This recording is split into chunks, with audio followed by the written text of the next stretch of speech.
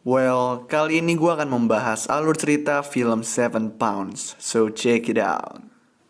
Film ini dibuka dengan memperlihatkan seorang pria menelpon 911 dan memperkenalkan dirinya sebagai Ben Thomas. Dengan muka sedih dan stres, dia mengatakan kalau akan ada yang bunuh diri. Lalu ketika ditanya siapa, Ben menjawab saya. Beberapa bulan sebelumnya, di Los Angeles, Ben menelpon seorang operator perusahaan daging yang buta bernama Ezra Turner. Di sini, Ben mengatai dan memaki Ezra tanpa alasan yang jelas. Namun, meskipun begitu, Ezra tetap melayani Ben dengan sopan tanpa marah sedikit pun. Ezra pada akhirnya menutup teleponnya dengan sopan dan kita bisa melihat setelah menelpon Ben menyesali tindakannya tersebut. Di kantor IRS setelah jam kerja, Ben meneliti seorang wanita bernama Emily Posa dan berhasil menemukannya di rumah sakit sedang dirawat karena kelainan jantung bawaan. Selagi Emily sedang tidur, Ben memperhatikannya dan saat Emily akan terbangun, dia langsung pergi. Nah, di rumah, Ben tampak sedang sedih dan juga merenungkan sesuatu. Lalu tiba-tiba, adik satu-satunya Ben menelpon dan menanyakan apakah dia mengambil sesuatu dari rumahnya. Ben meyakinkan adiknya kalau dia nggak mengambil apa-apa, lalu menutup telepon dengan mengatakan kalau dia sangat sayang kepada adiknya tersebut. Keesokan harinya, Ben pergi ke sebuah panti jompo memperkenalkan dirinya sebagai agen IRS. Dia bertemu dengan direktur panti jompo bernama Stewart Goodman yang sedang menyuruh salah satu pasien bernama Ines untuk meminum obatnya. Di sini Ines tampak terus menolak, sampai Stewart yang kesal pun akhirnya memutuskan untuk pergi. Ben kemudian berbicara dengan Stewart yang bilang kalau dia sedang bangkrut, yang membuatnya belum bisa bayar pajak. Padahal Ben melihat di luar kalau Stewart mempunyai mobil BMW baru. Untuk membuat keputusan, Ben bertanya kepada Ines apakah Stewart adalah pria yang baik. Ines di sini tampak ketakutan, lalu menangis sambil memberitahu kalau Stewart nggak memperlakukannya dengan baik. Bahkan menghukumnya dengan tidak membiarkan perawat memandikannya. Mendengar hal ini, Ben langsung membawa Ines ke kamar kecil sendiri dan dengan marah menolak perpanjangan waktu yang diminta Stewart. Di saat Emily diperbolehkan pulang ke rumah, dia didatangi oleh Ben yang menunjukkan berapa lama Emily belum membayar pajak. Emily tampak pasrah, tetapi Ben mengungkapkan tujuan dia datang sebenarnya, yaitu untuk membantu membayar pajak dan juga hutang biaya pengobatan Emily. Emily langsung terkejut dengan kebaikan Ben. Lalu mulai dari sini mereka pun menjadi dekat. Setelah pergi dari rumah Emily, Ben mengamasi barang-barang rumahnya dan pindah dari rumah besarnya ke kamar motel, di mana dia menyimpan kotak berisi ubur-ubur yang mematikan. Ben kemudian menghubungi Holly, seorang pekerja sosial perlindungan anak, dan bertanya apakah dia mengenal seseorang yang membutuhkan dan pantas mendapatkan bantuan. Holly pun menyarankan seorang ibu bernama Connie Tepos yang tinggal bersama dua anak dan pacarnya yang kasar, tetapi gak bisa pergi karena selalu dipukuli oleh pacarnya jika dia mencoba pergi. Ketika Ben datang untuk mewawancarainya, Connie merasa malu sekaligus marah karena Ben tahu apa yang dia alami.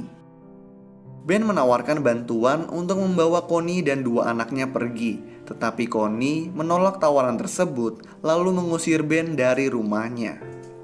Lalu, Ben yang udah lama mengamati seorang pelatih hoki SMA bernama George mengetahui kalau George telah membantu mengatur beasiswa parsial kepada beberapa pemainnya agar bisa kuliah. Diketahui juga kalau George ini memiliki penyakit ginjal yang parah. Nah, melihat kebaikan George, Ben menyumbangkan ginjalnya. Saat ditanya George kenapa mendonorkan ginjal, Ben hanya mengatakan karena George adalah orang baik. Di sisi lain, saat jalan dengan anjingnya, Emily tiba-tiba pingsan dan dibawa kembali ke rumah sakit. Mendengar hal ini, Ben menghampirinya lalu menghibur dan juga menemaninya sampai dia sendiri tertidur. Keesokan paginya, dokter mengatakan kalau Emily hanya mempunyai waktu beberapa minggu, kecuali ada orang yang mau mendonorkan jantungnya. Malam harinya, Connie menghubungi Ben menggunakan kartu nama yang Ben kasih sebelumnya. Connie mengatakan kalau dia habis dipukuli lagi dan kali ini membutuhkan bantuan. Mereka pun bertemu, dan di sini Ben mengatakan kepada Connie untuk tidak menjadi lemah, lalu memberinya kunci dan juga arah ke rumah besar dekat pantai miliknya. Connie membawa kedua anaknya dan mereka pun pindah ke rumah Ben, di mana dia membaca surat dari Ben yang telah memindahkan kepemilikan rumah tersebut kepada Connie. Nah, lagi-lagi Ben tidak menjelaskan kenapa dia mau melakukan ini semua. Gak lama kemudian, Ben membawa Emily pulang dari rumah sakit, dan mulai dari sini hubungan mereka menjadi semakin dekat. Setelah senang karena hubungannya dengan Emily, Ben mendonorkan sumsum tulangnya untuk anak kecil bernama Nicholas yang memang membutuhkan, dan dia memutuskan untuk tidak dibius saat sumsum tulangnya diambil. Emily kemudian mengundang Ben untuk kencan di rumahnya, di mana di sini mereka pun berdansa. Saat Ben keluar rumah untuk mengambil sesuatu, adiknya datang dan terungkap kalau Ben ini sebenarnya bernama Tim, dan adiknya lah yang bernama Ben. Jadi, tim ini menyamar dan mengambil kredensial serta lencana IRS adiknya, lalu meletakkan fotonya di atas foto adiknya, supaya tim bisa menggunakan hak istimewa Ben untuk memeriksa latar belakang keuangan dan juga mewawancarai orang-orang yang dia bantu. Ben meminta kembali rencananya yang telah tim ambil dan meminta penjelasan. Nah, tim pun memberikan rencananya dan berjanji akan menjelaskan keesokan paginya. Lalu dia menghabiskan malam dengan Emily. Di saat Emily sudah tertidur, tim pergi ke rumah sakit untuk bertanya kepada dokter apakah ada kemungkinan Emily akan membaik. Tapi dokter mengatakan kalau kondisi Emily semakin memburuk dan kemungkinan besar akan meninggal sebelum organ yang disumbangkan tersedia. Mendengar hal ini, tim memanggil sahabatnya bernama Dan Morris yang telah berjanji untuk melaksanakan keinginan terakhir tim dan mengatakan kalau sudah waktunya. Tim berjalan kaki kembali ke kamar motelnya, lalu menelpon Ezra dan meminta maaf atas tindakannya di telepon sebelumnya, menjelaskan kalau dia hanya ingin memastikan Ezra adalah orang yang baik. Tim mengakhiri telepon dengan mengatakan kalau pria bernama Dan akan memberinya hadiah. Tim kemudian menelpon 911 seperti di awal film, dan kemudian diperlihatkan flashback yang memperlihatkan kalau Tim adalah insinyur penerbangan yang sukses. Suatu hari, dia menyetir sambil membawa tunangannya dan dengan ceroboh mengirimkan SMS yang menyebabkan terjadinya kecelakaan mobil yang menewaskan 7 orang, yang salah satunya adalah tunangannya sendiri. Selama 2 tahun, Tim terus terbayang-bayang dengan kecelakaan yang dia buat dan terus merasa bersalah.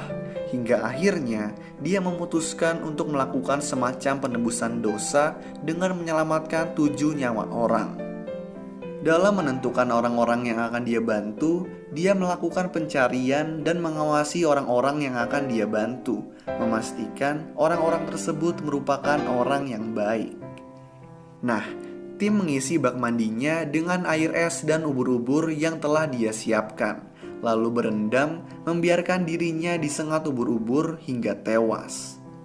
Aksi bunuh dirinya ini akan mempertahankan organ tubuhnya supaya bisa dia donorkan kepada Emily dan Ezra. Dengan bantuan Dan, jantung dan kornea mata Tim pun berhasil diberikan kepada Emily dan juga Ezra.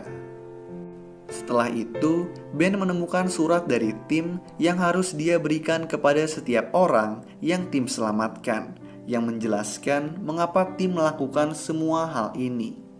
Setelah membaca suratnya, Emily pun langsung menangis. Dan di sini, Ben juga menjelaskan kalau setahun sebelumnya dia terkena kanker paru-paru, yang kemudian berhasil selamat karena Tim memberikan sebagian paru-parunya. Ben juga mengatakan kalau Tim telah memberikan sebagian dari hatinya untuk Holly. Nah, ini membuat tujuan tim menyelamatkan 7 nyawa pun tercapai. Emily kemudian menemukan Ezra di konser paduan suara anak sekolah, lalu menyapanya. Dia pun terpaku dengan mata Ezra, yang langsung bisa dia kenali kalau itu mata milik Tim. Nah, walaupun belum pernah bertemu sebelumnya, dengan melihat luka operasi jantung Emily, Ezra langsung mengetahui siapa Emily, dan mereka pun berpelukan. Lalu film pun selesai. So, itulah alur cerita film Seven Pounds. Kalau kalian punya rekomendasi film lain yang mau gue jelasin alur ceritanya, kalian bisa tulis di kolom komentar di bawah. Dan kalau kalian suka sama video ini, kalian bisa klik tombol like dan juga klik tombol subscribe supaya bisa mendapatkan update-update tentang video-video gue selanjutnya. So thanks guys for watching, I hope you enjoy it and peace out.